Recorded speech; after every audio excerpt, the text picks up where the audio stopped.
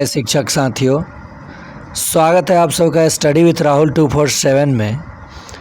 आइए, जैसे कि आप लोगों का मांग था कि सक्षमता परीक्षा 2 का 25 तारीख का सेकेंड और फर्स्ट का क्वेश्चन आंसर कराया जाए, तो फर्स्ट का मैं करा चुका हूँ।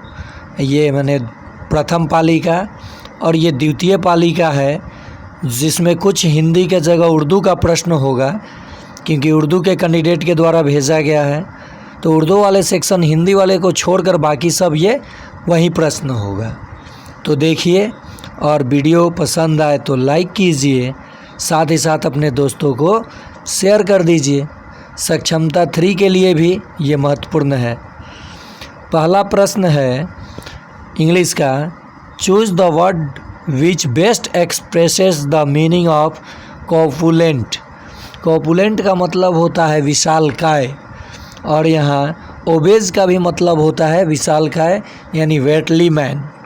तो ये ओबेज बिल्कुल इसका समानार्थी तब साइनोनिम्स हो जाएगा।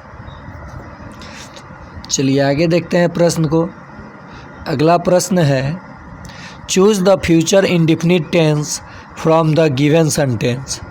तो फ्यूचर इंडेफिनिट टेंस में विल का प्रयोग होता है, विल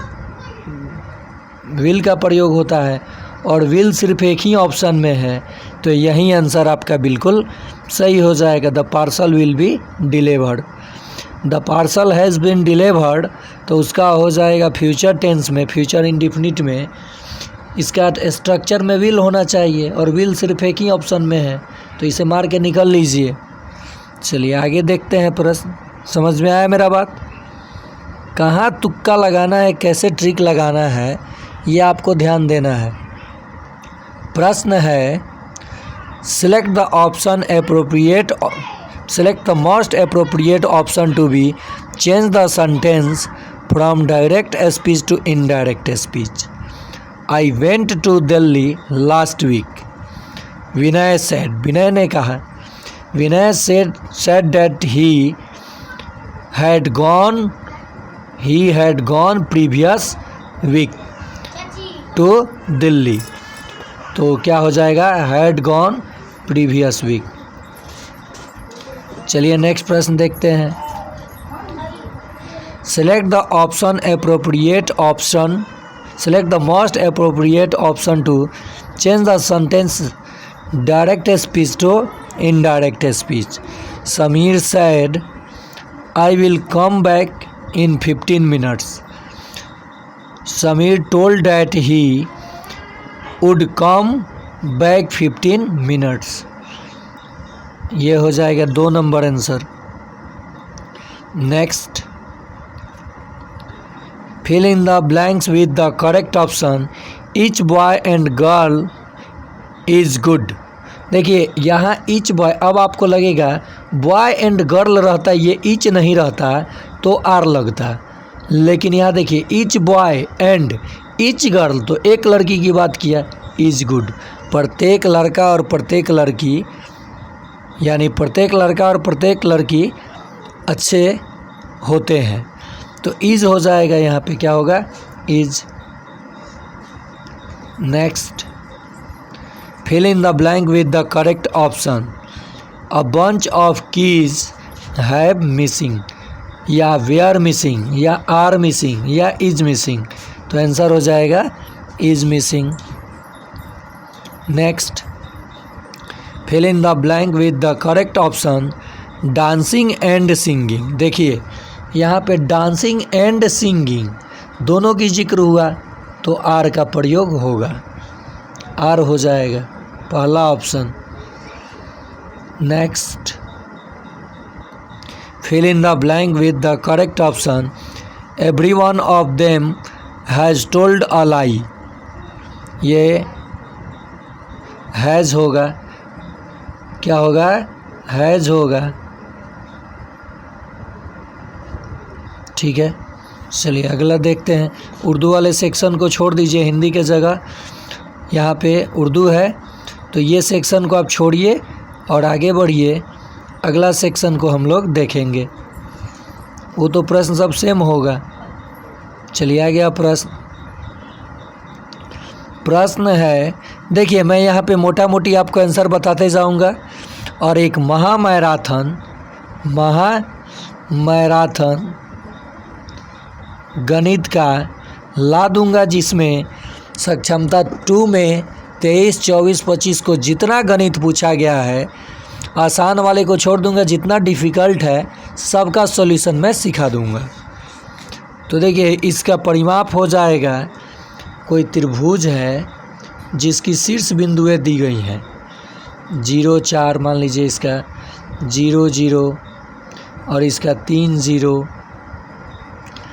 ठीक है। तो इसका परिमाप क्या होगा, तो परिमाप हो जाएगा 12 इकाई। क्या हो जाएगा, 12 इकाई। बताऊंगा कैसे सबको, बोला अभी मोटा मोटी देख लीजिए। x इज इक्वल टू -1, सब मैंने सक्षमता 1 में जीके स्टडीज़ पे लेकर के उसको प्रैक्टिस कराया था। ये सारा प्रश्न जितना पूछा गया है आप देख सकते हैं जीके स्टडीज़ पे विजिट करके। और इस चैनल पे अब ये नए तरीके से नया वीडियो, x के जगह जितना x है क्या रखना है, -1। तो f यहाँ पे हो जाएगा f -1, -1 का q, क्योंकि x का q है, +4 इंटू -1 और +12, -1 का q -1 और 4 1 जा -4 +12, 12 - 5 इज इक्वल टू 7। तो आंसर क्या हो जाएगा, 7। नेक्स्ट प्रश्न देखिए,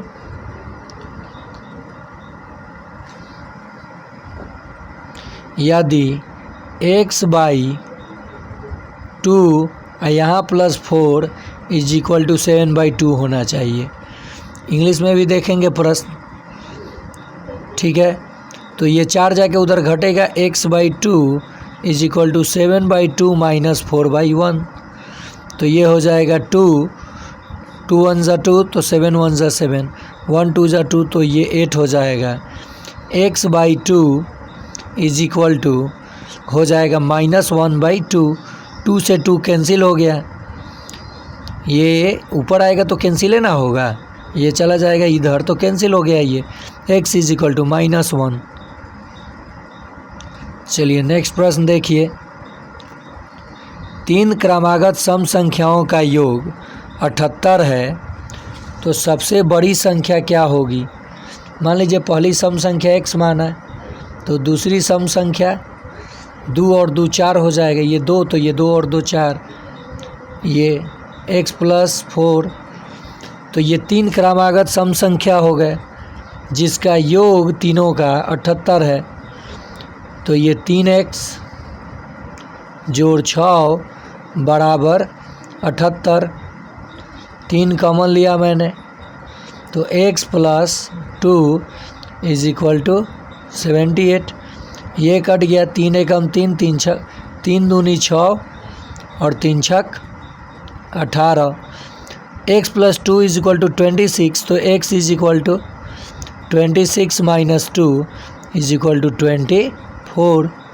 तो ये कितना हो जाएगा, 24। देखिए मैंने क्या किया है, अगर आप पहला सम संख्या 2 लीजिएगा तो दूसरा 2 जोड़ 2 होगा, तीसरा 2 जोड़ 2 जोड़ 4 होगा। तो इसको मैंने x माना, तो इसको x + 2 और इसको x + 4, इन तीनों का सम ना दिया है 78, तो 1 2 3, 3x और 4 2 6 बराबर 78। 6 जाके घट जाएगा इधर, तो कितना हो जाएगा 72, 3x बराबर 72, तो x बराबर 3 जाके भाग लग जाएगा, गुना में है तो 3 दूनी 6, 3 चौका 12, यहाँ 24 होगा आंसर, 28 नहीं होगा बिल्कुल। सम संख्या है ना, x प्लस, तो ये 3x और 4 2 6, 6 गया तो 72, 24 3 72 होता है, 24 होगा। ये आयोग आंसर गलत दिया है, ये आयोग द्वारा बिल्कुल गलत आंसर दिया गया है। देख लें एक बार क्वेश्चन, ठीक है। संख्याएं क्या क्या आ जाएगा। ओहो, सबसे बड़ी संख्या पूछा है, कोई बात नहीं। x + 4 ना, तो 24 और जोड़ 4। मैंने तो सिर्फ x का मान निकाला था। आंसर गलत नहीं है, 28 सही है बिल्कुल, क्योंकि x का ना मान आपका आया था 24, तो ये 24, 26 और 28, तो बड़ी संख्या 28 है, छोटी संख्या 24 है। चलिए अगला प्रश्न देखते हैं। एक लड़के ने अपने साइकिल 2400 रुपये में बेची और 20% लाभ कमाया। साइकिल की कीमत क्या थी? 2400 रुपया में बेचा, ठीक है, 2400 रुपया में उसने बेचा है। 20% का मतलब हुआ लाभ का मतलब 20/100 यानी 1/5। 5 की चीज़ को 6 में बेचा, 6 में, क्योंकि लाभ हुआ है। ये क्रयमूल है और ये 6 भी क्रयमूल है। 6 का मान 2400, तो 1 का मान 400, तो 5 का मान 5 से गुना, 5 का 20, 2000। क्या हो जाएगा? 2000। नहीं समझे? देखिए बिना फार्मूला का 20% लाभ हुआ है, बटा में बदलेंगे जब तो 1/5 आएगा। 5 क्रयमूल हुआ और लाभ हुआ तो ये जुट जाएगा, 6 विक्रय मूल हुआ। जब क्रयमूल 5 था तो विक्रयमूल 6 था। 6 का मान 2400, तो 1 का मान 400 और नीचे वाला CP होता है 5 का मान 4 × 5, 400 × 5, 2000 आंसर। चलिए अगला प्रश्न देखते हैं। अगला जो प्रश्न है, एक सिक्का इस प्रकार अभिनत है कि उसमें चित्त आने की संभावना पट आने की संभावना से तिगुनी है। उसके 4 स्वतंत्र उछालों में सटीक चित्त आने की प्रायिकता क्या होगी? तो 4 4 का क्यों 64, तो जिसमें 64 होगा यही बिल्कुल सही होगा।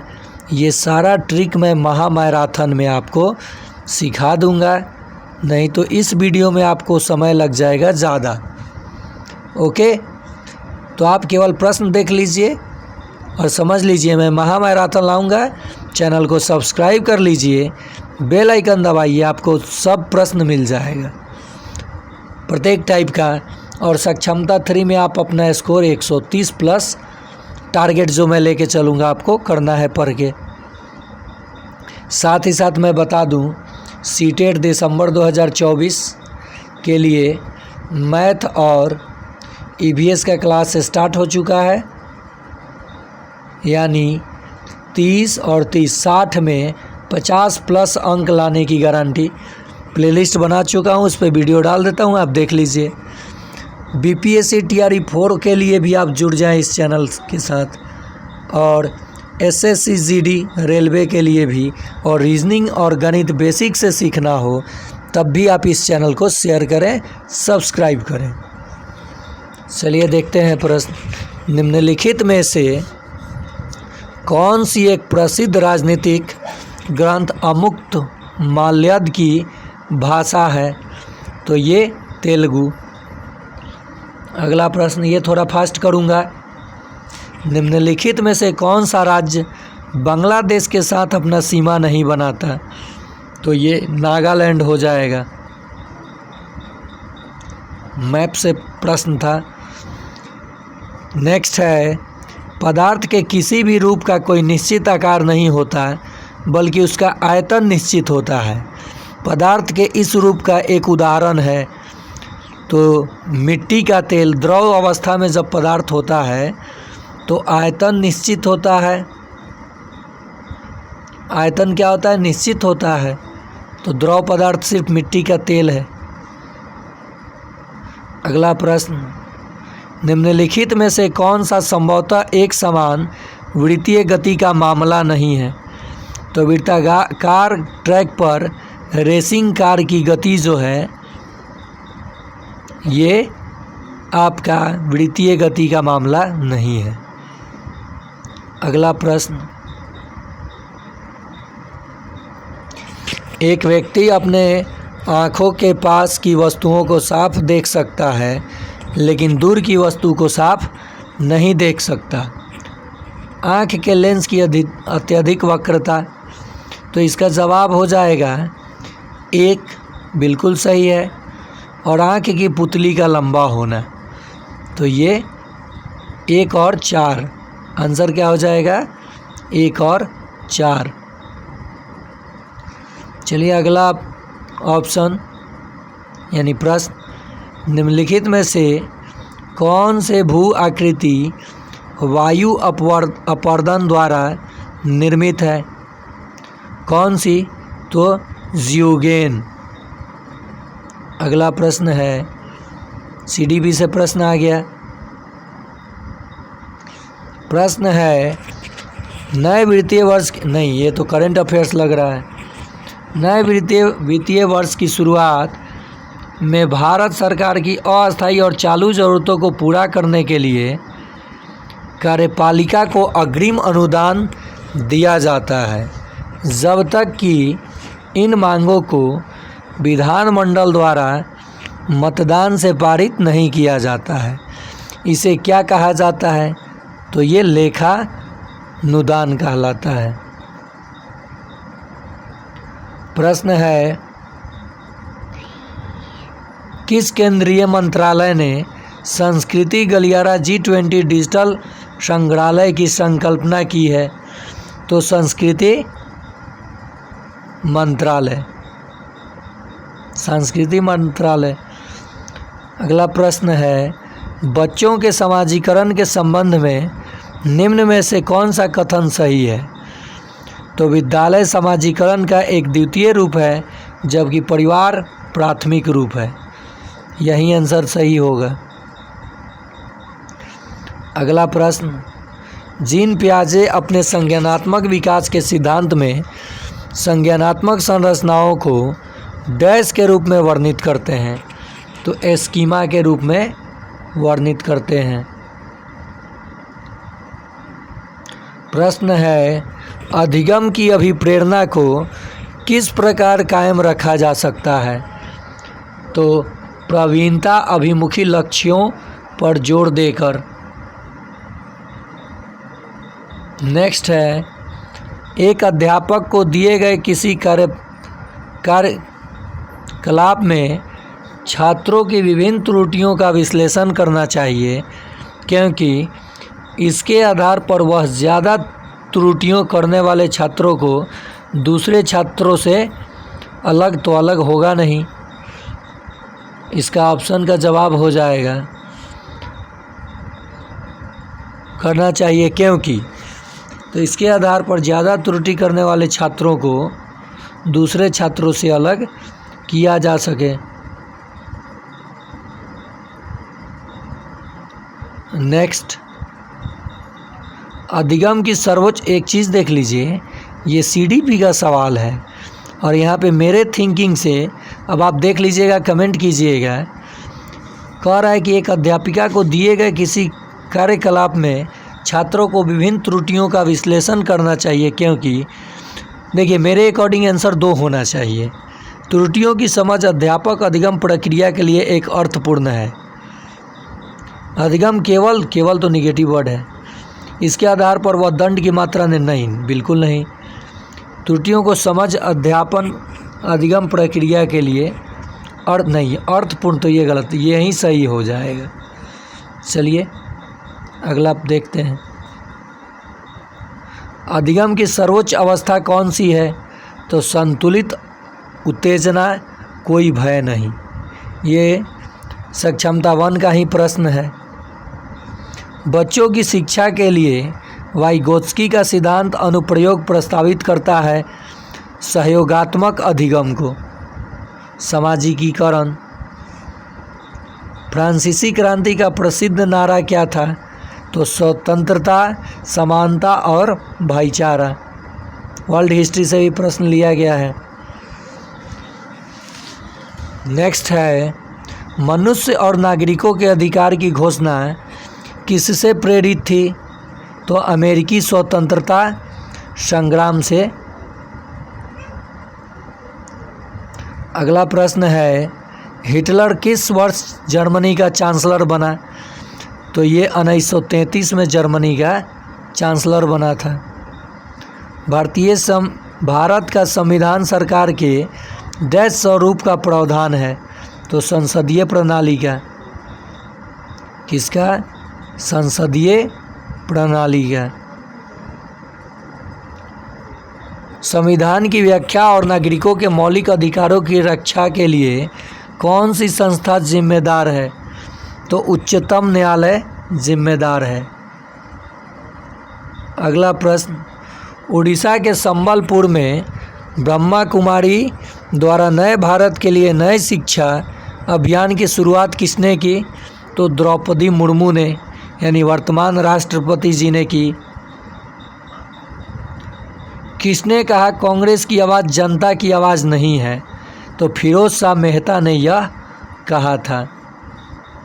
किसने कहा था राजनीतिक स्वतंत्रता राष्ट्र की प्राण वायु है? तो अरविंद घोष। ये भी सक्षमता 1 का प्रश्न है।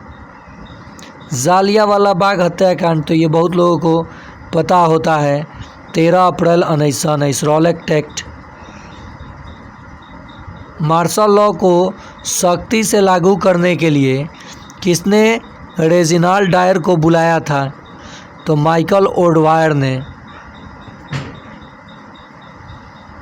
हंटर आयोग के एकमात्र भारतीय सदस्य कौन थे? तो Chimanlal Setalvad.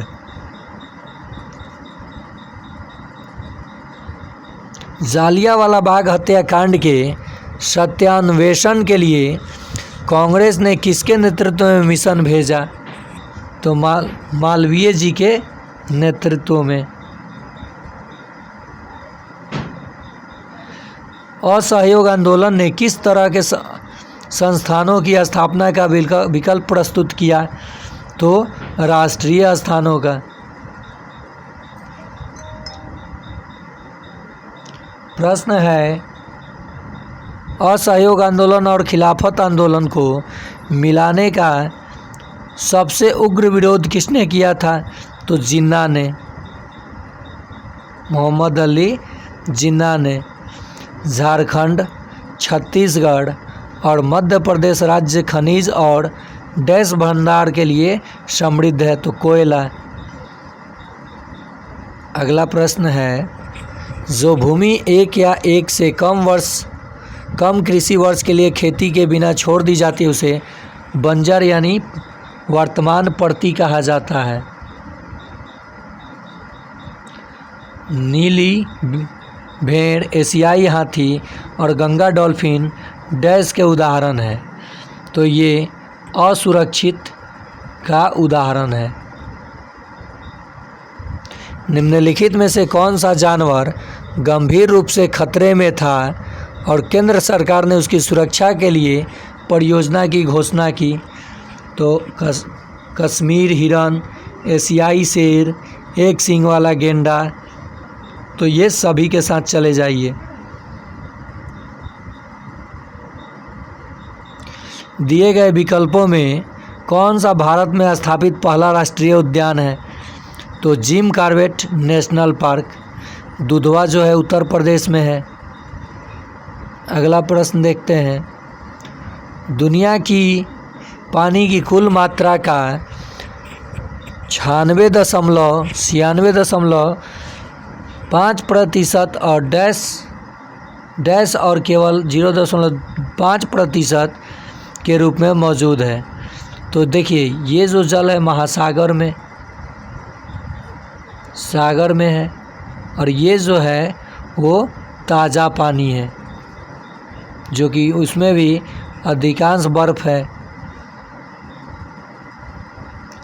2 centimetre, 3 centimetre, 4 centimetre भुजा वाले त्रिभुज का परिमाप क्या होगा?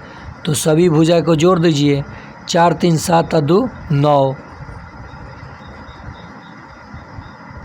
2 कोण आपस में रैखिक युग्म बनाते हैं तो दोनों कोण होंगे समकोण होंगे, तब ना 180 के बनाएंगे। एक गोले की कितनी भुजाएं होती हैं? तो कोई भुजा गोला में कोई भुजा नहीं होती है। 2 भुजा कहाँ एक दूसरे पे ज्वाइंट किया है, कोई भुजा नहीं होता है। एक त्रिकोणीय प्रिज्म में कितने फलक होते हैं? तो 5 फलक होते हैं। एक घन डैश वर्गाकार फलकों वाला एक प्रिज्म होता है तो 6 वर्गाकार 6 हो जाएगा। अगला प्रश्न, घनाभ डैश का आयताकार फलकों वाला एक प्रिज्म है तो घनाभ 6 आयताकार, इसका भी 6 हो जाएगा। अब देखिए ये सब सक्षमता 1 में भी था। जोड़ 29, तो देखिए ये माइनस में ज़्यादा है, माइनस वाला ज़्यादा दिख रहा है तो 29 में से 36, अब सीधे 36 में से 29 कम कर लीजिए, 7 1 यानी -17 होगा। सॉरी, अरे यार ये तो ख़त्म हो जाएगा ना, दे दिया हासिल तो -7 होगा।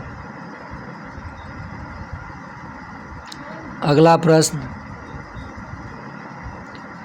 -8 जोड़ -5 तो क्या हो जाएगा? -13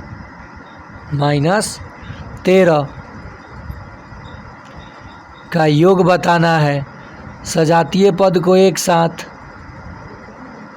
सजातीय पद को एक साथ -2b और +3c। जोड़ बताना है, जोड़िए। जोड़ 2 गो में से 1 गो जमा हो गया -b और -5 में से 2 गो जमा हो गया -3a, तो -3a -b + 8c, 3 number answer हो जाएगा। ये भी शानदार प्रश्न है। इसका संक्षिप्त रूप होगा 323, क्योंकि इक्याई दहाई सैकड़ा और 4.5 शतांश 323.45। 3 और -4 का गुणन होगा तो क्या होगा गुणन? -12 -12। जोड़ पर गुणन के वितरणात्मक नियम के अनुसार a गुना b जोड़ c बराबर होगा, तो a गुना b जोड़ a गुना c, तो ये आंसर हो जाएगा 3 नंबर। a गुना b जोड़ a गुना c, तो ये बराबर होगा। जोड़ का सहचर नियम है, सहचर। देखिए ये प्रश्न क्या कह रहा है? 2 जोड़ 24 का 1/2 भाग, ये अजीबोगरीब सवाल है। ये जो भी सवाल है इंग्लिश में देख लेते हैं। हाँ, इंग्लिश में बिल्कुल सही लिखा हुआ है, इंग्लिश में देख लीजिए। 2 जोड़ 24 गुना 1/2 भाग 2/5। 2 जोड़ 24 गुना 1/2 और गुना 5/2। 5 ऊपर चला जाएगा, 2 नीचे आ जाएगा। ओके, 24 2 26 गुना 5 एकम 5, 5 एकम 5, 2 दूनी 4, तो ये कटेगा 32 किस हिसाब से आ गया भाई? देखते हैं प्रश्न। 2 जोड़ 24 गुना 1/2 ब्रैकेट ऑफ डिवाइड, पहले डिवाइड होता है। मान लीजिए काट भी देते हैं तो 12, ठीक है। 12 और 2 14 गुना 5/2, तब भी 35 आ जाएगा। 7 5 35 और दो वैल्यू। अब 2 जोड़ ये क्या है, फंसा रहा है भाई, तो 2 और भाग 2/5, तो ये हो जाएगा हमारा 2 जोड़ 24 गुना, ब्रैकेट के बाद ऑफ नहीं है तो डिवाइड, तो ये हो जाएगा 1/2 और गुना 5/2। 2 आएगा। तो देखिए 2 दूनी 4, 4 छक 24, 4 छक 24। अब पहले गुना ना होगा, 6 पचे 30 और जोड़ 2 तो क्या हो जाएगा 32। सही आंसर है। रॉन प्रतिदिन 8 किलोमीटर साइकिल चलाता है, वह एक दिन में कितनी मीटर साइकिल चलाता है? रॉन प्रतिदिन 8 किलोमीटर साइकिल चलाता है, वह एक दिन में कितनी मीटर साइकिल चलाता है? 8 किलोमीटर में 8000 मीटर हो जाएगा, 8000।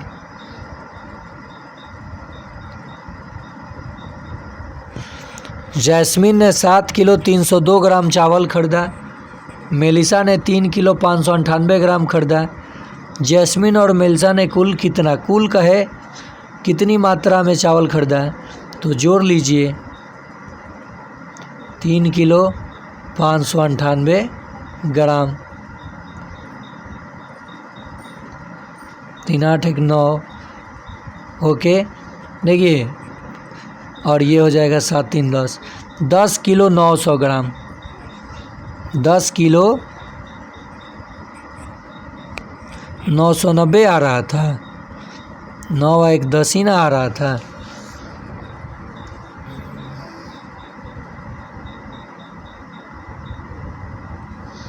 जयश्री ने 7 किलो 302 ग्राम चावल खरीदा, मेलिसा ने 3 किलो 598 ग्राम अधिक खरीदा। अच्छा, अधिक खरीदा, ओहो। देखिए मेरे दोस्तों, प्रश्न में थोड़ा सा मैंने ध्यान नहीं दिया है, इससे ये इतना अधिक, तो अब कुल कितना? तो 7 और 3 10 किलो, ठीक है, ये जोड़े थे तो 2, और इसने इतना अधिक खरीदा तो इसमें 3 किलो और 598 ग्राम आपने जोड़ा था, 10 किलो 900। 10 किलो 900 में आप जब इसे जोड़िएगा तब ना टोटल मात्रा होगा। 2 0 9 3 12 के 2, और फिर ये 17 1 18 किलो 202 ग्राम, 18 केजी 202 ग्राम। एक चॉकलेट कार्टन का वज़न 20 किलो है, ये भी सक्षमता 1 का सवाल है। प्रत्येक कार्टन में 10 पैकेट, प्रत्येक पैकेट में 25 चॉकलेट हैं, वहाँ कितनी चॉकलेट है? प्रत्येक चॉकलेट का वज़न यह मानते हुए ज्ञात करें कि कार्टन और पैकेट का वज़न नगण्य है। एक कार्टन में 20 किलो, और प्रत्येक कार्टन में देखिए, एक चॉकलेट कार्टन का वज़न 20 किलो है, प्रत्येक कार्टन में 10 पैकेट हैं, 10 पैकेट, प्रत्येक पैकेट में 25 चॉकलेट हैं, तो वहाँ कितनी चॉकलेट हैं? तो कह रहा है कि प्रत्येक कार्टन में 25 चॉकलेट हैं, और एक चॉकलेट कार्टन का वज़न 20 किलो है, तो प्रत्येक चॉकलेट का वज़न यह मानते हुए, कोई बात नहीं, 25 गो चॉकलेट है ना, 25 गुना प्रत्येक पैकेट में, तो 10 गो पैकेटें हैं, 10 गुना एक चॉकलेट कार्टन का वज़न 20 किलो है, 10 पैकेट हैं,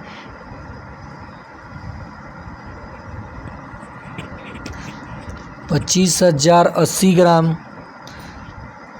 एक चॉकलेट कार्टन का वज़न 20 किलो है, ओके, और प्रत्येक कार्टन में 10 पैकेट हैं, प्रत्येक पैकेट में 25 चॉकलेट हैं, 25 गुने 10 गुने 20 बटा 1000, 25 दूनी 50, 8। इस प्रश्न को देख लेंगे बाद में, ठीक है, इसको भी देख लिया जाएगा। समय लगने वाले प्रश्न को गणित के मैराथन में हम लोग देखेंगे। सबसे लंबी छड़ की लंबाई बतानी है ये कमरे में, तो इन सब का स्क्वायर करके जोड़ लीजिए। 30 का स्क्वायर जोड़ 24 का स्क्वायर और जोड़ 18 का स्क्वायर। जब इसका वैल्यू आएगा तो देखिएगा 30√2 आएगा। सिलेंडर के कुल सतह का क्षेत्रफल और सिलेंडर के कुल सतह क्षेत्र और पार्श्व सतह क्षेत्र का क्षेत्रफल, कोई बात नहीं। कुल सतह का क्या होता है सिलेंडर का, पहले यहाँ देखिए आधार की त्रिज्या है और ये ऊंचाई है, और जो बेलन का कुल सतह का क्षेत्रफल होता है पाई r into r plus h, okay. और पार्श्व पृष्ठ होता है 2 पाई r h, 2 पाई r h। पाई r से पाई r कैंसिल, 2 रहने दीजिए, 2 रहने दीजिए। r प्लस h 80 या 20 100, ये पाई r से पाई r कैंसिल है। 2 गुना h 40, 2 से 5, 2 से 2, अरे 1 आ गया है। 5:1। देखते हैं कहीं कुछ मिस्टेक है। ये सिलेंडर है, कुल पृष्ठीय क्षेत्रफल होगा 2 पाई r into r plus h होता है। अच्छा जी, ओके, ये मैंने गड़बड़ किया था। 2 पाई r into r plus h और पार्श्व पृष्ठ 2 पाई r h। 2 पाई से 2 पाई कैंसिल, r से r कैंसिल, ये 100 और h 20, 20 25 100, 5:1। चलिए आगे देखते हैं प्रश्न।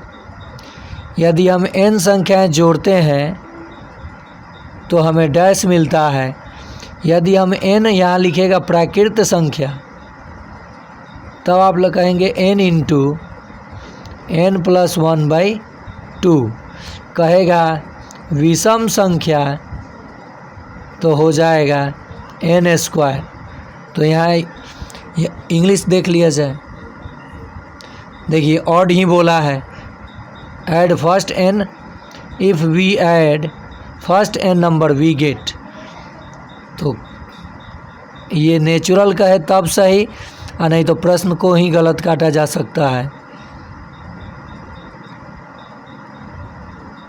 इस पैटर्न को देखते हुए सवाल बनाना है, ठीक है। आगे देखते हैं। मोहन को एक किताब के लिए 200 रुपये देने हैं, लेकिन उसके पास केवल 2000 रुपये का नोट है। उसे कितनी राशि वापस मिलेगी? तो 1800 मिलेगी, क्योंकि 200 कटवा के 1800 ले लेगा। यदि कोई लड़की 27 रुपये की आइसक्रीम खरीदती है और दुकानदार को 50 रुपये का नोट भुगतान करती है, दुकानदार उसे कितना रुपया देगा? 23 रुपया देगा। कितना देगा? तो 23 रुपया देगा, 23। अगला प्रश्न। एक वस्तु का विक्रय मूल्य उस वस्तु को बेचने पर हुई हानि से 80% अधिक है। यदि लागत मूल्य 4500 है तो विक्रय मूल्य क्या होगा? 2893 होगा। इसका सब का जवाब मैं महामैराथन में सिखाऊंगा कैसे बनाना है। विक्रय मूल्य का 70% है। यदि बिक्री पर 80 रुपये अतिरिक्त व्यय हो तो व्यापारी 20% लाभ कमा पाता है, तो लागत मूल्य क्या है? सब देखेंगे हम लोग। इसका भी आंसर दिया है 3500। इसका आंसर आप देख लीजिए कौन सा संबंध सही है वर्टेक्स, फेसेस और एड्स में। तो मैंने कितने बार इस पे चर्चा किया था कि आप इस कॉन्सेप्ट को समझ लीजिए, यानी 2 नंबर कॉन्सेप्ट बिल्कुल सही है। इसका आंसर हो जाएगा 3/5। 784 का वर्गमूल हो जाएगा 28, क्योंकि वर्गमूल ही निकालना है इसमें। ये क्या कहलाते हैं, रिश्तेदार सक्षमता 1 का ही है। देखिए 70 से 80 प्रश्न सक्षमता 1 का ही रिपीट किया है, तो आप इसे देखिए, ये काफ़ी महत्वपूर्ण है। और सक्षमता 3 का रिज़ल्ट अच्छे स्कोर से दीजिए। समाज की मूल्य क्या है, तो परिवार। इनमें से कौन से आउटडोर गेम है जो घर के बाहर खेला जाता है, तो फुटबॉल, हॉकी, ये भी है। टेबल टेनिस, तो ये फुटबॉल और हॉकी, इनमें से कौन से आउटडोर गेम है। हॉकी भी आउटडोर गेम है, फुटबॉल ही है, यहाँ हॉकी फुटबॉल दोनों होगा, दोनों। चलिए आगे। हमारे घर के पास के खेतों में रहने वाले जानवर क्या कहे जाते हैं, तो पालतू जानवर और खेत के जानवर, यानी ये दोनों कहे जाएंगे। ऑप्शन 1 सही हो जाएगा। चींटियाँ अपनी भावना के कारण एक पंक्ति में चलती हैं, तो गंध के कारण गंध छोड़ती हैं। चींटियाँ जब चलती हैं तो अपने पीछे गंध छोड़ती हैं। कौन से पोषक तत्व हमारे शरीर विकास में मदद करता है, तो प्रोटीन, यानी बॉडी बिल्डअप करता है, प्रोटीन। अगला प्रश्न, चावल, पक्का ज्वार हमें ऊर्जा आवश्यक के लिए डैश प्रदान, तो देखिए ऊर्जा सीधे ये भूल जाइए, ऊर्जा के लिए कार्बोहाइड्रेट। सब्जी, फल और मसाले हमें विटामिन देते हैं, प्रदान करते हैं। खाद में बड़ी मात्रा में कार्बनिक पदार्थ होते हैं। विटामिन ए के लिए प्रचुर मात्रा में होता है, विटामिन ए और के प्रचुर मात्रा में होते हैं पोल्ट्री चारा में। यह पंख युक्त मछली नहीं है, झींगा।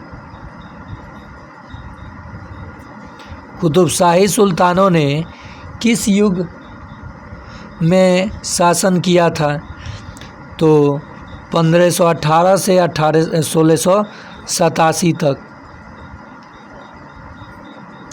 उस बल का नाम बताइए जिसके द्वारा पृथ्वी हर चीज़ को अपनी ओर खींचती है, तो ये गुरुत्वाकर्षण बल है।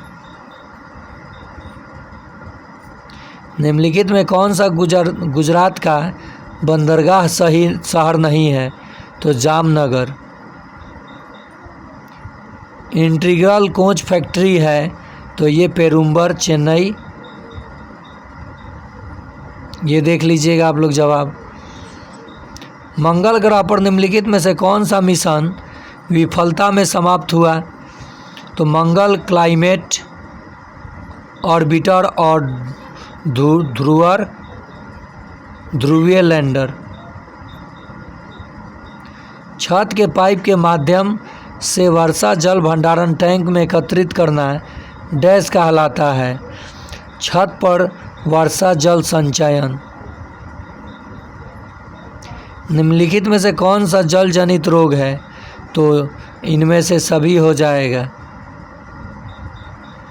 निम्नलिखित में से कौन सा जल जनित रोग नहीं है, तो खसरा जो है जल जनित रोग नहीं है।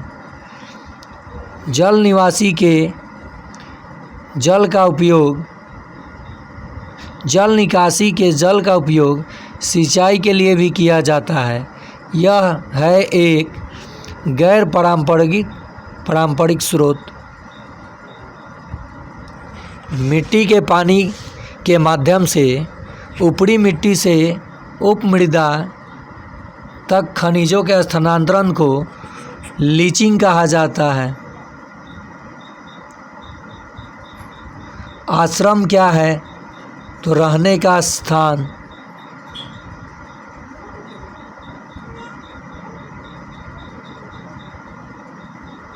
प्रश्न है, वो एक गर्म था। राव अपने परिवार के साथ फिल्म देख रहा था। अचानक उसे अपने पड़ोसी के घर से शोर सुनाई दिया। कोई चिल्ला रहा था, मदद करो, कृपया मदद करो। अगर आप राम की जगह होते तो क्या करते? बताइए। पड़ोसी के घर जाते, बड़ा ऑप्शन सही ऑप्शन। कौन सा जानवर ज़मीन और पानी दोनों पर रहता है? तो मेढक है, एम्फीबियंस मेढक।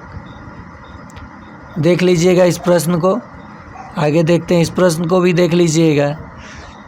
घरों की छतें ढलानदार होती हैं, तो ये श्रीनगर की बात कर रहा होगा। शेर कहाँ रहता है? तो शेर तो भाई घोंसला में रहेगा, घर में रहेगा, मांद में रहता है शेर। हम डैश में खाना बनाते हैं, तो हम लोग रसोई में खाना बनाते हैं। आलू, अनाज, सेम, दालें और जई डैश से समृद्ध हैं, कार्बोहाइड्रेट से। आलू की बात आए तो कार्बोहाइड्रेट। निम्नलिखित में से कौन सा पोषक तत्व दांतों और तो दांत हड्डी के लिए? कैल्शियम। अपने 4 कप इंस्टेंट कॉफ़ी बनाई है। एक में 1 चम्मच कॉफ़ी, दूसरे में 2, तीसरे में 3 और आखिरी में 4। कॉफ़ी सबसे अधिक संतृप्त कौन सा होगा? तो चौथा कप 4 चम्मच के साथ। लकड़ी का उपयोग ईंधन के रूप में किया जाता है। कौन सा गुण इसे इस उद्देश्य के लिए उपयुक्त बनाती है? तो दहनशीलता। एक तैलीय पतली कागज़ की शीट होगी, तो ये पारभासी होगी। वह धातु जो मिट्टी के तेल से संग्रहित की जाती है, वो है सोडियम। नामकरण क्या है? तो जीनस और प्रजातियों के नाम इटैलिक रूप में लिखे गए हैं। विभिन्न भौगोलिक स्थानों में पाई जाने वाली प्रजातियां कहलाती हैं विस्थानिक प्रजाति। इनमें से किस आविष्कार ने परिवहन के साधनों में महान परिवर्तन किया? तो पहिया ने। निम्नलिखित में से कौन सा मापन की प्राचीन विधि है? तो हाथ।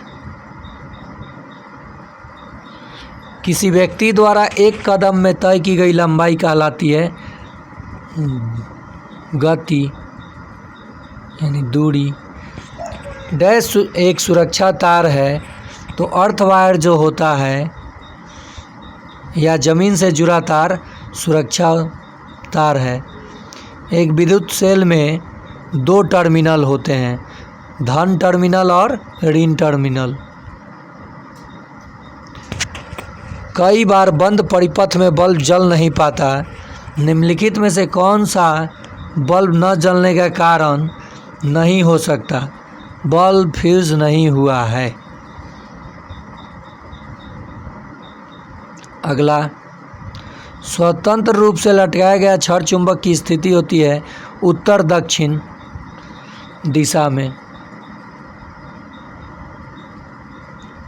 निम्नलिखित में से किससे चुंबक का उपयोग किया जाता है? तो किसमें? तो दरवाज़ा बंद करने में। दरवाज़ा बंद करने में सही विकल्प चुनना है। तो इनमें से ये सभी सही है। यह प्रत्येक दिन पूछा हुआ प्रश्न है। पीने योग्य जल वह जल है जो शुद्ध और पीने के लिए उपयुक्त है।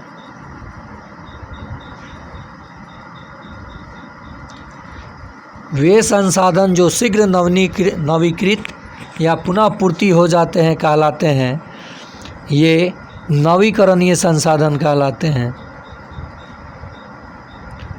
अगला प्रश्न, जिस संसाधनों का भंडार सीमित है, एक बार स्टॉक समाप्त हो जाने पर इसे नवीकृत या पुनः भरने में हजारों साल लग सकते हैं, गैर नवीकरणीय संसाधन कहलाते हैं। तो ये था आज का आखिरी प्रश्न। उम्मीद करते हैं कि जो आप लोगों का डिमांड था कि 25 तारीख वाला सेकंड पाली फर्स्ट पाली का डाला जाए, मैं बारी बारी से सोचा ही था कि 23 से लेकर के जहाँ तक यानी 25 तक अभी मेरे पास प्रश्न अवेलेबल है। अब 24 का बाकी रह गया, 24 के दोनों पाली का करा दूंगा। तो 23, 24, 25 1 to 5 वालों का सारा आंसर की हो जाएगा सभी शिक्षकों का। और सक्षमता 3 वाले सिर्फ इतना अगर देख लेते हैं, जितना पढ़ा रहा हूँ 3 वाले, तो उनका 90 से 120 के बीच अंक कोई नहीं रोकेगा।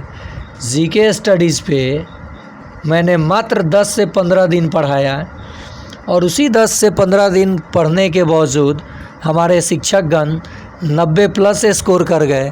तो आपके पास तो इनफ टाइम है, तो आप जुड़िए, इस चैनल को सब्सक्राइब कीजिए, बेल आइकन दबाइए ताकि सबसे पहले वीडियो आप तक पहुंच सके।